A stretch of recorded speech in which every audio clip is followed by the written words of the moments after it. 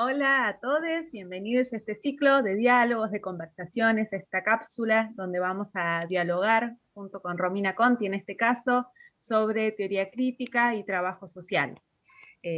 Romina Conti, nuestra invitada de hoy, es una colega, compañera, filósofa, doctora en filosofía, es docente investigadora de la Universidad Nacional de Mar del Plata en dos facultades, la Facultad de Humanidades y la Facultad de Ciencias de la Salud y Trabajo Social. Aborda una serie de discusiones en sus investigaciones vinculadas al campo de la estética, de la teoría crítica, de lo descolonial, desde un abordaje también muy interpelador, que a mí me encanta y me ha enseñado mucho, y es compañera de nuestro grupo de investigación Problemáticas Socioculturales. Tengo aquí algunas de sus obras para que quienes nos están escuchando la conozcan un poquito también desde ahí, desde su rol de escritura, ¿sí? Que combina con su rol de docencia y de gestión, de una manera que pocos saben hacerlo, y acá están algunas de las obras que ella misma compiló y donde participa también escribiendo. Hay otras sobre la crítica de lo cultural, sobre el pensamiento nuestroamericano. Bueno, como vemos, es una autora muy prolífica y que tiene mucho para decirnos. Así que sin más preámbulos, empezamos esta pequeña entrevista, que en este caso tiene por objeto traernos la teoría crítica del presente a partir de pincelar, introducir algunos elementos vinculados a su surgimiento, sus debates centrales y demás, ¿sí? Sería una suerte de teoría crítica para todos, pero con un nivel académico de lujo, ¿sí? Pocas veces logramos eso, Romina lo logra y por eso es nuestra invitada hoy. Comenzamos, Romina, ¿te parece? ¿Estás Dale, Fe, preparada? gracias. Gracias por el convite. Vamos a empezar. Bueno, la primera pregunta, como decíamos en la previa, tiene que ver con si podés pintarnos un paisaje, ¿sí? Lo denominamos así. ¿A qué nos referimos con esto? A poder reponer algo, sí, es una entrevista breve, pero algo, algunas notas que a vos te parezcan distintivas sobre lo que fueron los contextos de surgimiento de la denominada teoría crítica, posteriormente Escuela de Frankfurt, que nos puedas reponer algunos de esos elementos que te parezcan interesantes. Cuando decimos contexto, puede ser contexto histórico, geográfico, epistemológico, bueno, el que te parezca a vos pertinente reponer aquí, si tenés algo de eso para compartirnos. Bueno, hay que tomar, viste, cuando hay que contestar preguntas en poco tiempo hay que tomar algunas decisiones, pero me parece que describir el contexto de surgimiento, de eso que después también se llamó teoría crítica, los dos nombres son como tardíos respecto de su surgimiento, implica pensar el periodo entre las dos guerras mundiales como primer gran escena que nos trae un montón de imágenes a todos y todas, entonces es interesante tenerlo en cuenta. Pensar una discusión muy profunda, probablemente la más profunda en la historia del marxismo, con las interpretaciones que algunos de estos autores llamaban ortodoxas del marxismo, que estaban encarnadas en las lecturas de la obra de Marx que se atravesaban por las distintas internacionales marxistas, ¿no? Y el marxismo, digamos, históricamente existente en ese tiempo. Y pensar las dos guerras mundiales en un escenario europeo, particularmente alemán, también implica pensar, por supuesto, una trama de relaciones que empieza a gestar lo que va a ser el apoyo a el futuro triunfo del nazismo en Alemania, ¿no? Que atraviesa muchísimo ese periodo germinal de los autores, porque además la gran mayoría de los autores que van a componer este grupo, esta especie de colectivo de pensamiento, ¿sí? Son judíos, ¿no? No es un dato tampoco menor. Y de hecho, en ese cruce, digamos, o en ese momento, sobre todo a fin de la Primera Guerra Mundial, hay un acontecimiento muy clave que tiene, como que detona preocupaciones teóricas que se pueden rastrear muy fácilmente en las obras de ese periodo de estos autores, que es la Revolución de Noviembre del 19, ¿sí?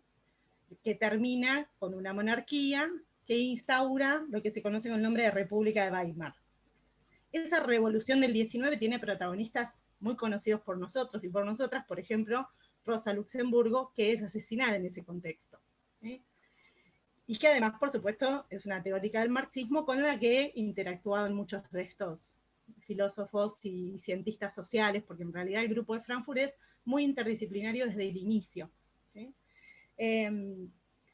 Teoría crítica en realidad es el nombre de un concepto, ¿no? Es decir, es como si fuese la aportación teórica fundamental de este grupo de autores, y que de hecho lo es, por lo menos en primera instancia, de uno de ellos, que es Max Horkheimer. Después vamos a ir hablando de otros nombres, pero es un texto que se empieza a gestar cuando Horkheimer asume la dirección de este grupo, que ahora vamos a decir cómo se llamaba, estamos poniendo como mucho suspenso, pero eso pasa en el 30, y el texto que se llama Teoría Tradicional y Teoría Crítica, donde esto se despliega, es del 37. Entonces ahí tenemos como un amplio, digamos, rango de años. Y Escuela de Frankfurt es una denominación muy posterior de los 60, que también después comentaremos algo, ¿no? Pero ¿a qué remite todo eso y muchas otras cosas? Remite a este grupo, ¿sí?, de investigadores, investigadora, alguna vía, que se reúnen en torno a una preocupación fundamental, que era revisar críticamente la interpretación del marxismo existente en la época. No por un interés meramente intelectual o académico, sino por un interés histórico concreto que me vuelve a ese episodio de la República de Weimar y de la revolución, para algunos traicionada, del 19. ¿Sí? Esa revolución del 19 es una revolución popular que termina con una monarquía. Eso hay que dimensionarlo bien, ¿no? Pero cómo juegan en ese proceso, digamos, las perspectivas que abonaban al marxismo existente, ¿sí?, al marxismo de las internacionales, interpela profundamente a todos estos teóricos, porque finalmente esa revolución termina dejando todo más o menos como está en términos sociales, ¿no? Es decir, es una revolución que no modifica en términos de transformación social prácticamente nada, y que además termina con acontecimientos terribles para el pensamiento más transformador y para las figuras de ese pensamiento, como el asesinato de Rosa Luxemburgo, ¿no? Algunos de los autores que después componen este grupo, lo componen después, pero por ejemplo Herbert Marcuse participa activamente, es el único periodo en la vida de este autor, por ejemplo, que participa activamente de manera militante, ¿sí?, en esa revolución. Y por supuesto eso implica un shock teórico también, ¿no? No solamente un shock histórico, sino también un shock teórico, que él empieza a hacerlo sospechar de cómo estamos interpretando, ¿sí?, en este contexto, las tesis de Marx, cómo se está pensando, cómo se piensan las bases de una revolución posible. Entonces, ¿qué relación hay entre la crítica de lo social existente y sus posibilidades de transformación? Y cómo se puede abonar a eso, digamos, desde el pensamiento social y desde la filosofía social particularmente. En torno a todo esto se organiza una suerte de congreso, como los que nosotros tenemos muchas veces, que se llama Primera Semana del Trabajo Marxista, ese es el nombre del congreso, y donde se reúnen un montón de intelectuales. También esto es 1923, muy cerquita del shock, que te digo, histórico y teórico. En 1923, a inicios del 23, se organiza este congreso, del que participan muchos de los que después componen el instituto, como por ejemplo Friedrich Pollock, o como Miguel Grinberg, que es otro de los autores, que después que es un economista además, no es filósofo, que es el primer director del instituto. Participa de los que más conocemos, Max Horkheimer, ¿sí? Y participa Felix Weil, que es una figura interesante, porque Felix Weil era una suerte de estudioso y de la obra de Karl Korsch, ¿sí?, que escribe un texto que se llama Marxismo y Filosofía. Y por supuesto era estudiante de filosofía, ¿no?, como muchos de ellos en Alemania un tiempo atrás, pero además su padre, que era argentino, digamos, que vivía en Argentina, era el mayor productor de cereales del mundo, ¿no? Weil es el que termina financiando, digamos, la fundación de esto que se llama el Instituto de Investigación Social de Frankfurt, que surge con el objetivo principal de tener un ámbito permanente de discusión de la interpretación del marxismo, ¿no? Lo que después algunos autores, como Postone y demás, llaman el marxismo crítico, el marxismo continental, ¿sí? Es decir, es una necesidad de revisar esos trazos gruesos con los cuales el marxismo había pensado las tesis de Marx, ¿sí? Y empieza una distinción entre marxistas y marxianos, que es muy patente en las obras, ¿sí? Como para distinguir esas interpretaciones.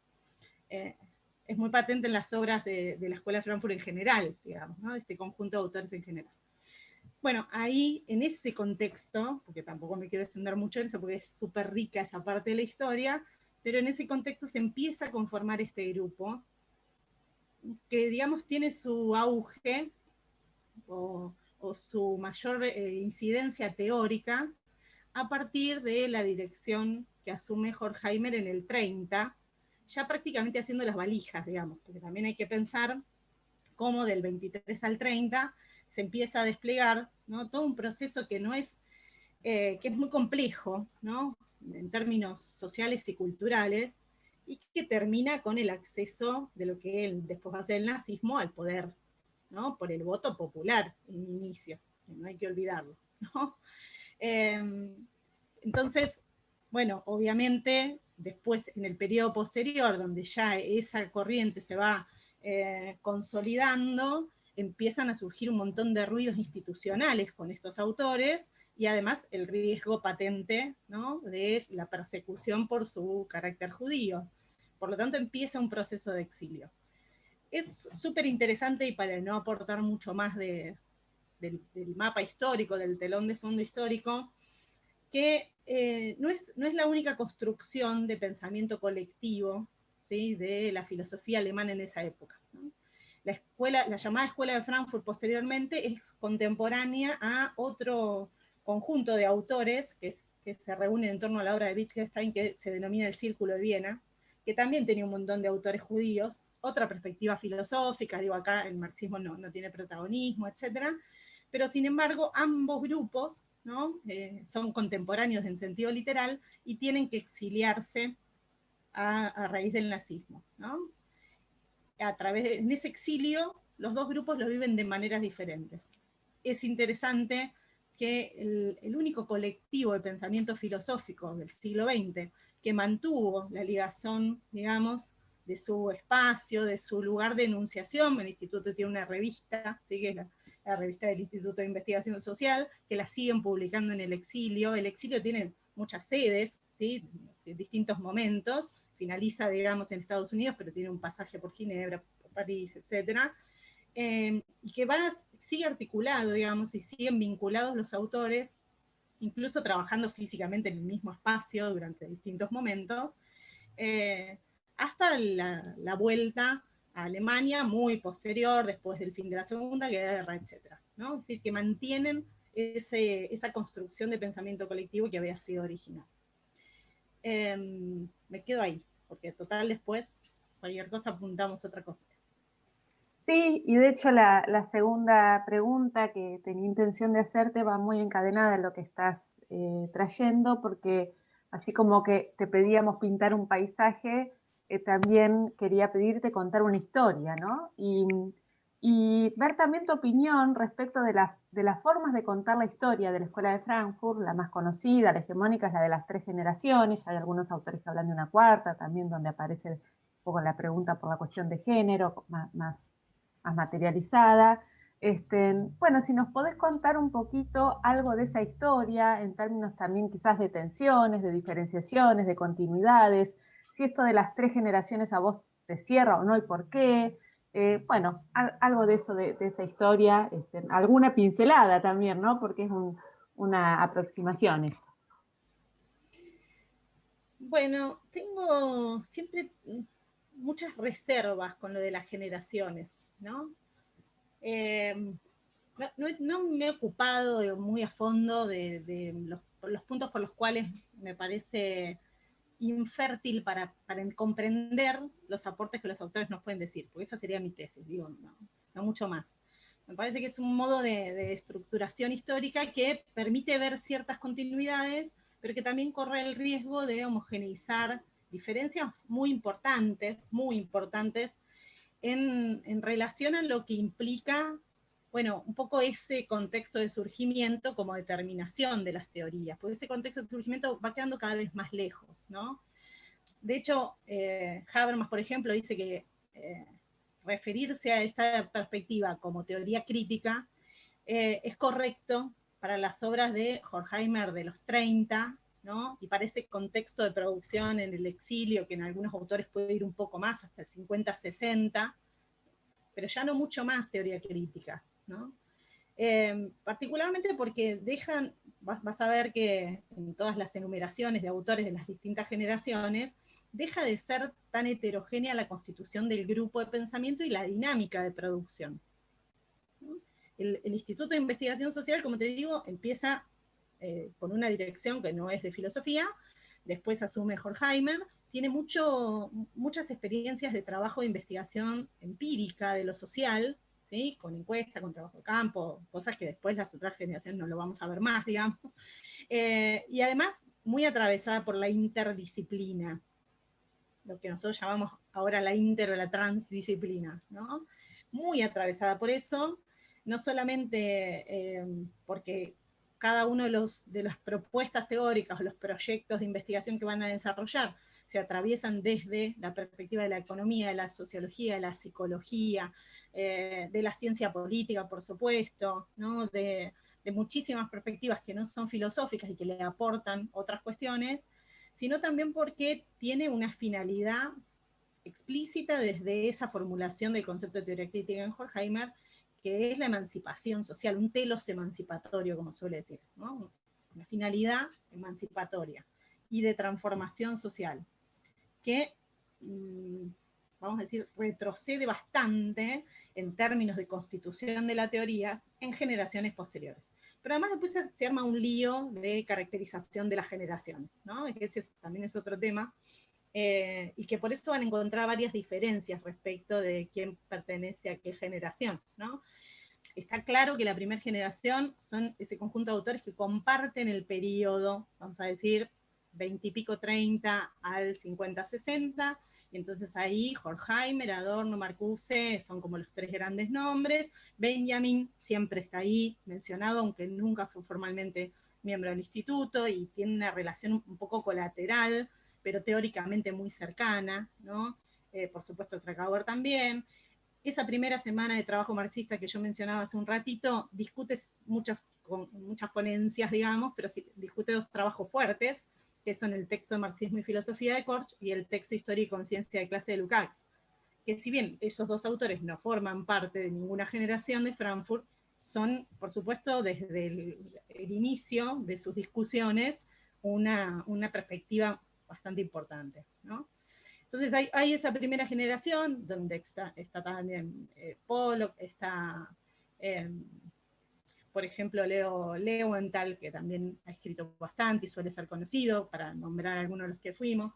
Algunos ubican a Fromm en esa primera generación. La relación de Fromm con el instituto es muy tensa, vos decías, bueno, algunas tensiones. Hay muchas tensiones, como en todo grupo de teóricos en el instituto. Y también hay muchas relaciones de distinto tipo y muchas filiaciones en distintos momentos. Todo eso es una primera generación, pero con distintos modos de cercanía y con distintos vínculos teóricos entre ellos. La dirección de Horkheimer, que caracteriza un poco esa primera generación, es, digamos, bastante esquemática, ¿no? Y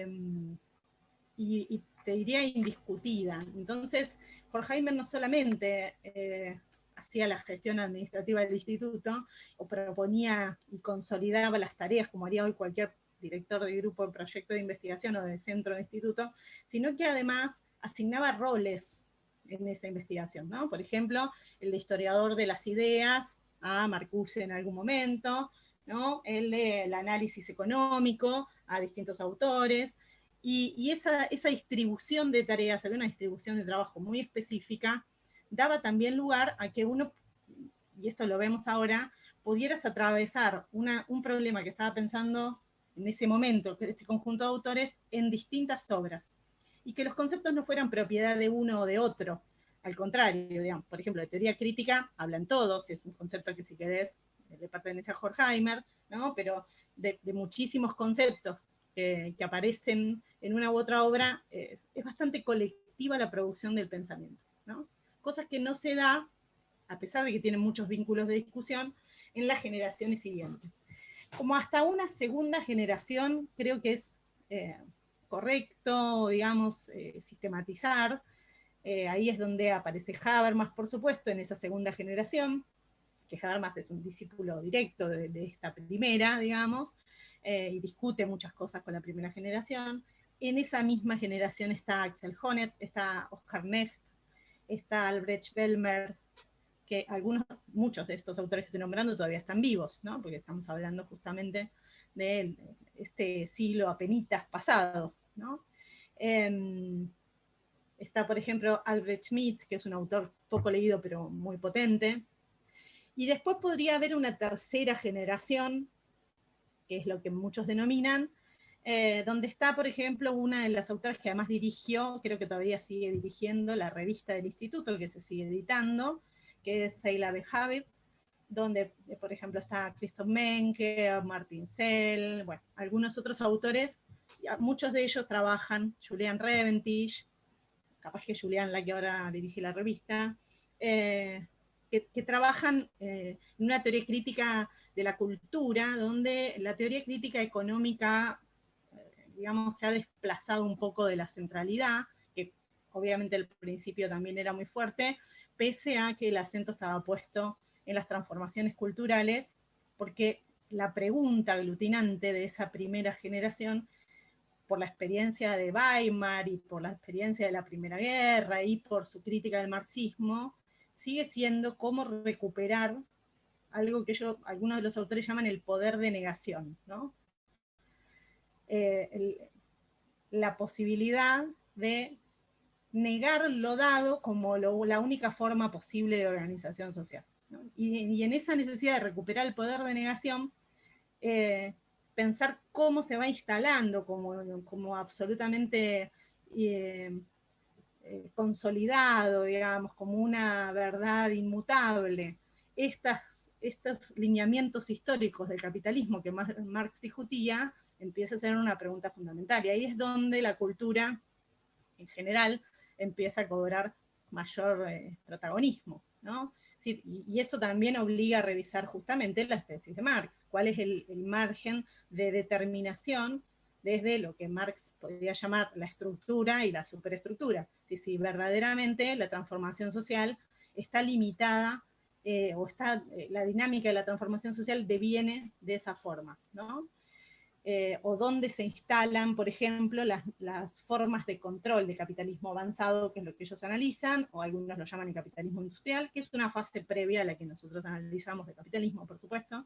No conocen, primera generación no conoce el capitalismo financiero, por ejemplo. Pero es interesante pensar que, por ejemplo, por eso decía, el telos emancipatorio es una distinción para mí muy relevante, porque además es una característica muy necesaria en la teoría crítica, ¿no? Y eso se va abandonando. Hay otras continuidades, que son por ahí las que permiten seguir hablando de generaciones, no solamente la radicación física del trabajo en Frankfurt, en el instituto, vinculados a la universidad, por supuesto, etcétera, sino también, por ejemplo, la preocupación por el orden de la constitución de la subjetividad, que en la primera generación tiene como su anclaje en la racionalidad y el problema de la razón, ¿ya? Y que después va mutando y va teniendo otros sentidos, pero podemos seguir dándonos cuenta que Habermas también habla de racionalidad comunicativa, que Honneth también habla de las patologías sociales de la razón y demás. Entonces ahí hay una continuidad de problemas, ¿no? Y de preocupaciones teóricas que van dando lugar a estas relaciones. La historia, contar la historia de la Escuela de Frankfurt es como complejo porque son muchos factores los que entran en juego, ¿no? Pero me parece que estas cuestiones de pensar además cómo nace el instituto y cómo se proyecta para adelante, también dan la pauta de cómo se justifica que los y las autoras que hoy se instalan en esa corriente teórica sientan que pertenecen a otra generación del mismo germen, ¿no? De la misma propuesta original. Porque la propuesta original era que fuese un espacio permanente, ¿no? Entonces, que fuese un espacio permanente que además tuviese una íntima relación con los procesos históricos. Entonces, hacer teoría crítica hoy puede implicar también, tal vez, y esa es parte de las discusiones, renunciar al telos emancipatorio.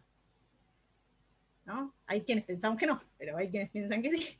Es decir, dejarse atravesar por la interpelación histórica, pensar la teoría justamente como teoría crítica, ¿sí? No como un conjunto de proposiciones reunidas, sino como aquella producción que se deja interpelar por el material de lo histórico, ¿no? Que además piensa una totalidad, que es un concepto muy claro de la teoría crítica, y no la fragmentariedad de los elementos propositivos de una teoría tradicional. Bueno, claramente da lugar a formulaciones múltiples, y en ese sentido creo que se sostiene la tesis, digamos, de la generación, ¿no? Aun cuando desde el otro lado, no tanto.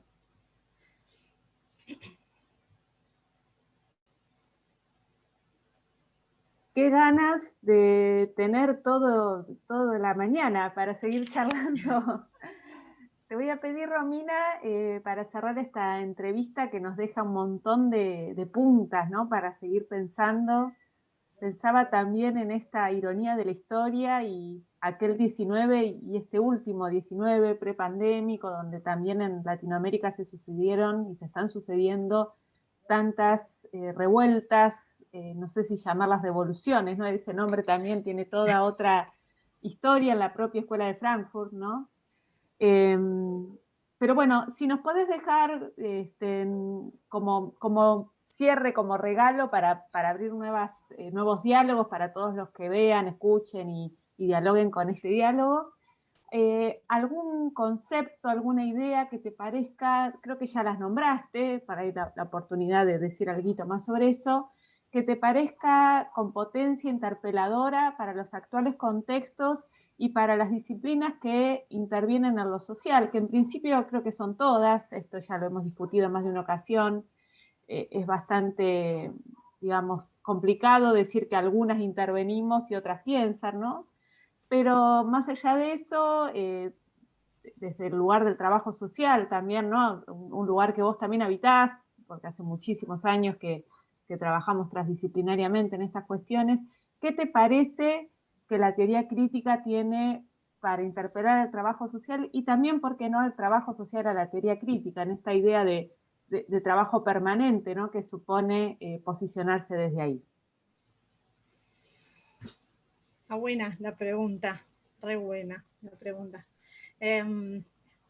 La teoría crítica tiene, o sea, este conjunto de que ya llamamos teoría crítica, innumerables aportes conceptuales muy definidos y potentes, ¿no? Porque además, por lo menos en su fase con mayor protagonismo de la filosofía, como tiene mucha relación con la historia filosófica, en esas discusiones, ¿no? con la tradición de la filosofía en general, que como saben es muy vasta, desde una perspectiva que intenta ser transdisciplinaria y que intenta enfocarse en la problemática de la transformación social, por supuesto genera infinidad de conceptos que muchos de los que nos estén escuchando y muchas de los que conozcan algo de esta corriente les vendrán a la cabeza cuando piensan conceptos importantes, ¿no? Yo fui mencionando algunos, pero creo que por supuesto el de teoría crítica es uno fundamental porque suele darse por supuesta una serie de cuestiones vinculadas a ese concepto, o incluso a veces asociarse directamente al nombre de un conjunto de autores o una corriente teórica, cuando en realidad es un concepto en sí, es una categoría fuerte de discusión para las ciencias sociales, que creo que sigue siendo un aporte fundamental, porque es un lineamiento hacia una forma de producción de conocimiento, digamos, y de interrelación con la producción de conocimiento en lo social que no hemos realizado, ¿sí? Que podemos seguir enunciando, pero que no hemos realizado, que tiene, entre otras cuestiones, el desafío de eliminar la decisión entre teoría y praxis, o entre teoría y práctica, desde la comprensión absoluta del atravesamiento de constitución de los sujetos por las categorías teóricas con las que, por supuesto, nos desarrollamos y abordamos la realidad social, que tiene esta tendencia emancipatoria que te digo, y en ese sentido, en lugar de tener una función social positiva como la teoría tradicional, tiene una función social negativa, ¿no? La teoría crítica, y eso es una cosa fuerte, digamos.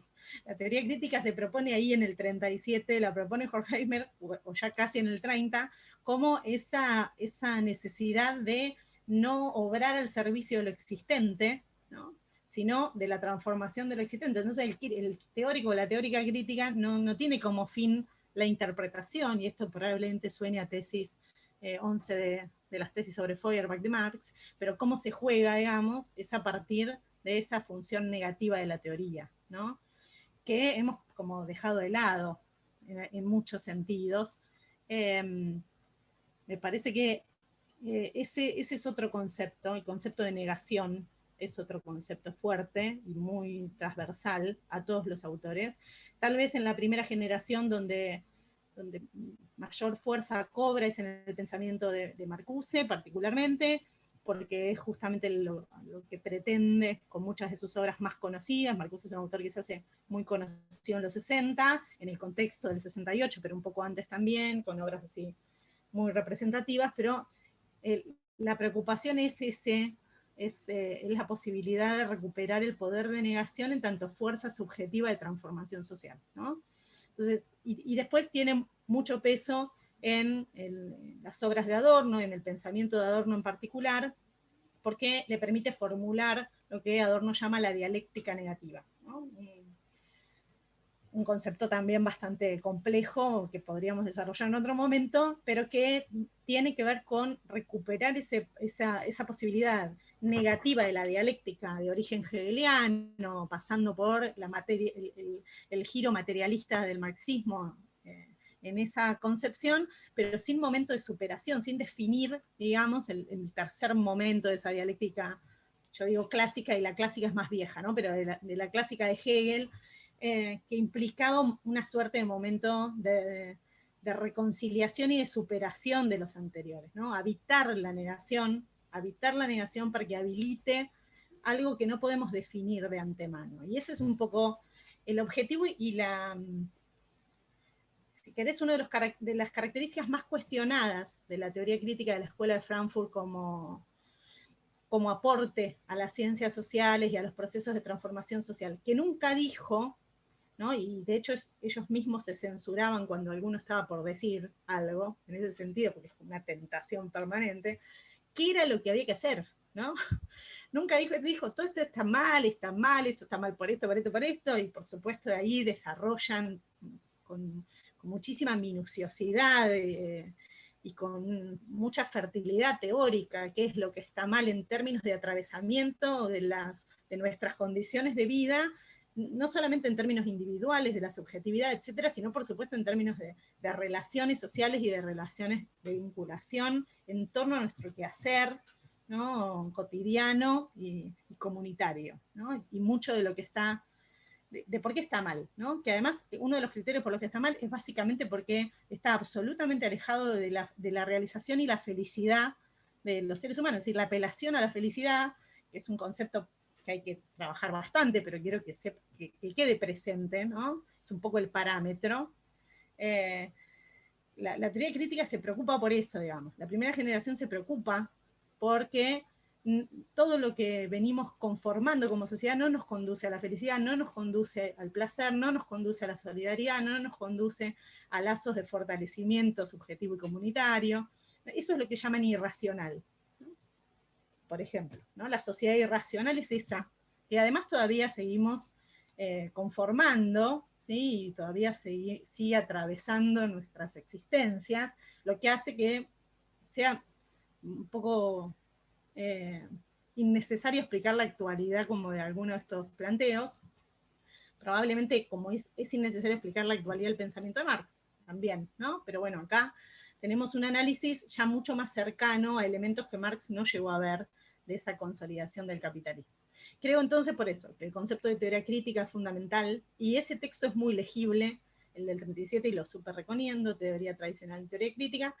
El concepto de negación tal vez es menos ubicable en alguna de las obras, pero hay algunos capítulos del hombre unidimensional de Marcuse que están buenos para tener, además consolida mucho los debates previos, entonces es una buena condensación de para dónde se piensa el concepto en términos de poder de negación y demás.